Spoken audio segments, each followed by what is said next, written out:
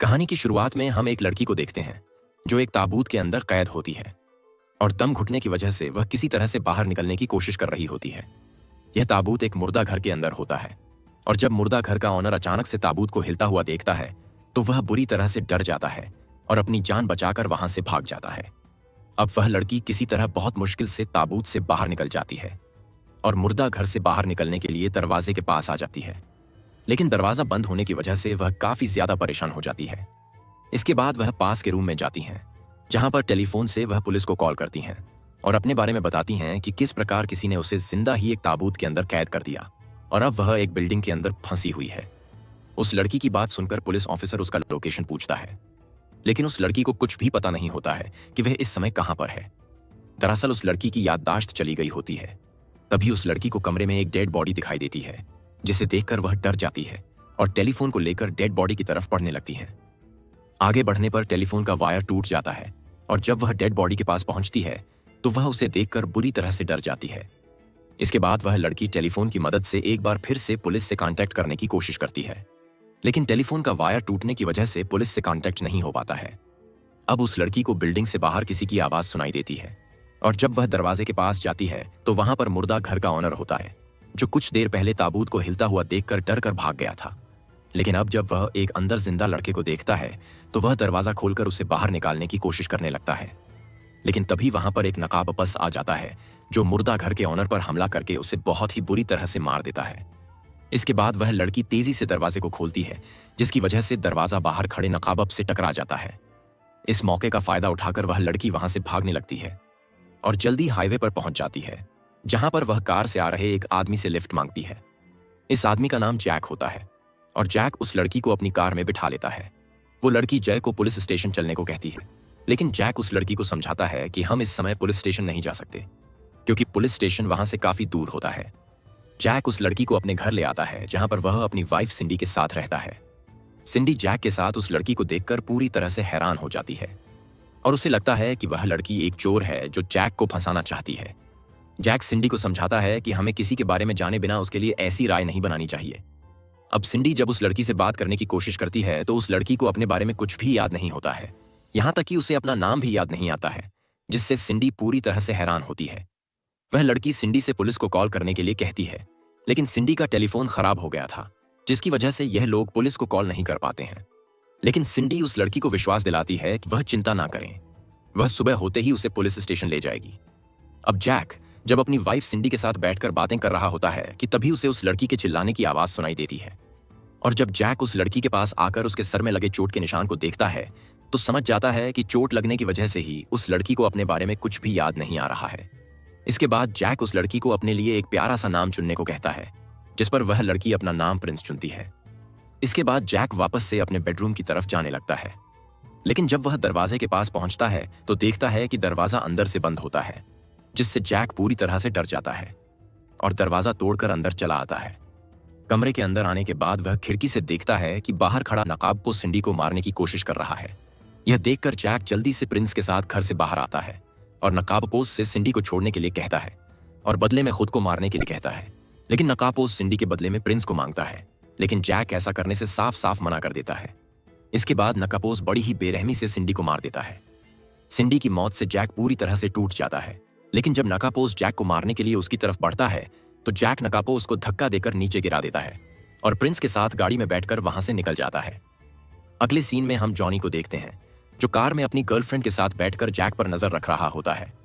दरअसल जॉनी सिंडी का भाई होता है और वह यह सब अपनी बहन सिंडी के लिए कर रहा है। अब जॉनी को जब कुछ दूरी पर खड़ी नकाबपोश की कार दिखाई देती है तो वह उस कार की इन्वेस्टिगेशन करने के लिए उसके पास जाता है, लेकिन जब वह वापस आता है तो नकाबपोश जॉनी पर पीछे से अटैक करके उसे बहुत ही बुरी तरह से मार देता है। यह सब देखकर जॉनी की गर्लफ्रेंड बुरी तरह से डर जाती है और लेकिन इससे पहले कि वह वहां से भागती नकाबपोश उसके ऊपर अटैक करके उसे भी मार देता है। वहीं दूसरी तरफ जैक और प्रिंस स्टीवन नाम के एक आदमी के घर पर पहुंचते हैं और उसे पुलिस को कॉल करने के लिए कहते हैं, लेकिन दुर्भाग्य से स्टीवन का फोन भी डेड होता है, लेकिन स्टीवन के पास एक कंप्यूटर भी होता है, जिसकी मदद से वह प्रिंस के कहने पर पुलिस से हेल्प के लिए मेल लिखता है। इसके बाद यह लोग गूगल पर उस नकाबपोश के बारे में रिसर्च करते हैं, जिससे इन्हें पता चलता है कि नकाबपोश एक सीरियल किलर है जो लोगों को बड़ी ही बेरहमी से मारकर उनका वीडियो बनाता है और उस वीडियो को पुलिस को भेज देता है। इसके बाद यह लोग स्टीवन के साथ उस गाड़ी में बैठकर पुलिस स्टेशन पहुंच जाते हैं। लेकिन हैरानी की बात तो यह होती है कि पुलिस स्टेशन में कोई भी नहीं होता है। और जब जैक पुलिस स्टेशन में पड़ी रेडियो से मदद मांगने की कोशिश करता है तो सामने से एक आदमी जैक को बताता है कि उसने नकापोस को मार दिया है। वहीं दूसरी तरफ प्रिंस देखते हैं कि जेल के अंदर एक डेड बॉडी है जिसके ऊपर ठीक उसी प्रकार का कैमरा रखा है जैसा नकापोस खून करते समय वीडियो बनाने के लिए करता है। स्टीवन जब पुलिस स्टेशन में एक पुलिस ऑफिसर की डेड बॉडी को देखता है तो वह बुरी तरह से डर जाता है। अब प्रिंस की गलती से उस जेल का दरवाजा खुल जाता है जिसके अंदर डेड बॉडी होती है, और जैसे ही दरवाजा खुलता है डेड बॉडी के ऊपर रखा कैमरा भी ऑन हो जाता है और अगले पल नकाबपोश पीछे से प्रिंस पर अटैक कर देता है और किसी प्रकार बहुत ही मुश्किल से यह लोग नकाबपोश से बचकर वहां से निकल जाते हैं। रास्ते में प्रिंस को चोट लगने की वजह से काफी ज्यादा पेन हो रहा होता है। प्रिंस को दर्द से चिल्लाते हुए देखता है तो वह गाड़ी रोक लेते हैं। रास्ते में इन्हें एक घर दिखाई देता है और जैक प्रिंस के साथ उस घर में आ जाता है जहां पर वह प्रिंस को फर्स्ट ट्रीटमेंट देता है। यहां पर जब जैक को याद आता है कि वह अपना गन जल्दबाजी में घर पर ही भूल गया है और अपनी गन वापस लेने के लिए घर पर चला जाता है। इसमें प्रिंस और स्टीवन घर में अकेले होते हैं। कुछ समय बाद प्रिंस देखती है कि वहां पर भी नकाबपोश आ गया है जो सामने वाली बिल्डिंग में जा रहा है। यह देखकर प्रिंस समझ जाते हैं कि जरूर नकाबपोश ने उस बिल्डिंग में किसी को बंदी बनाकर रखा है, इसलिए वह नकाबपोश से पहले ही उस बिल्डिंग में चली जाती है। और स्टीवन नकाबपोश का ध्यान भटकाने की कोशिश करता है, लेकिन नकाबपोश स्टीवन पर ज्यादा ध्यान नहीं देता है और बिल्डिंग के अंदर चला जाता है।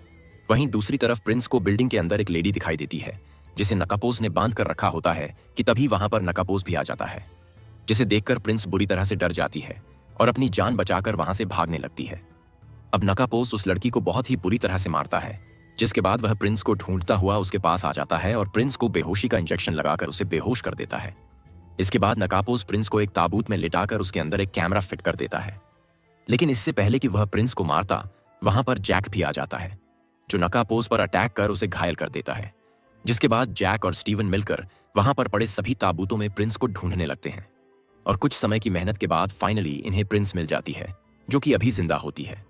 इसके बाद यह लोग अपनी कार बैठकर वहां से निकल जाते हैं। इसके बाद हम नकाबपोश को देखते हैं जो अभी भी जिंदा होता है और अपनी बॉडी में लगी गोलियां निकालकर खुद ही अपना ट्रीटमेंट कर लेता है। वहीं दूसरी तरफ स्टीवन जब गाड़ी की डिग्गी खोलता है तो उसमें उसकी मॉम की डेड बॉडी होती है, जिसे देखकर स्टीवन बहुत ज्यादा दुखी होता है।